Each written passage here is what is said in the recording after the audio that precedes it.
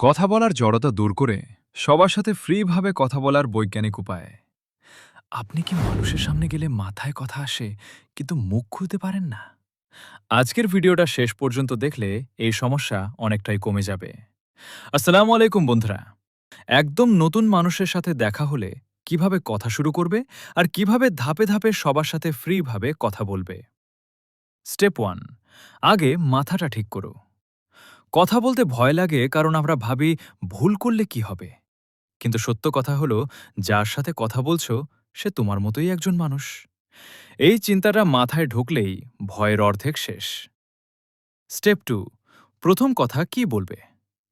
প্রথম দেখায় কঠিন কিছু বলার দরকার নেই। সোজা বলো, সালাম, আসসালামু আলাইকুম, কেমন আছেন। এই এক লাইনের জন্যই বেশিরভাগ মানুষ আটকে যায়, কিন্তু এখান থেকেই সব শুরু। Step 3, 3 second rule. কাউকে দেখার পর 3 সেকেন্ডের মধ্যে সালাম দাও, কারণ 3 সেকেন্ড পার হলে ব্রেন ভয় বানাতে শুরু করে। তার আগে কথা শুরু করলে ভয় কাজ করার সুযোগ পায় না। স্টেপ 4, চোখ প্লাস হালকা হাসি। সালাম দেওয়ার সময় চোখে চোখ রাখো, হালকা হাসি দাও।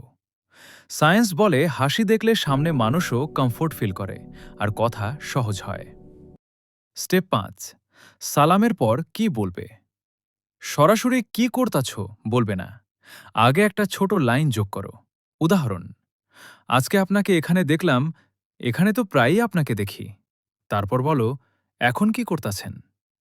এইভাবে বললে কথা ন্যাচারাল লাগে, জোর লাগে না। স্টেপ 6, কম বলো, বেশি শোনো। ভালো কথা বলার মানে বেশি কথা বলা না। সামনে মানুষ যা বলছে মাথা নাড়ো, ছোট রিপ্লাই দাও। আচ্ছা, ও, ঠিক আছে। এতে সে নিজেই আরও কথা বলতে চাইবে। স্টেপ 7, ভাষা নিয়ে ভয় বাদ দাও। ভাষা পারফেক্ট না হলেও সমস্যা নাই।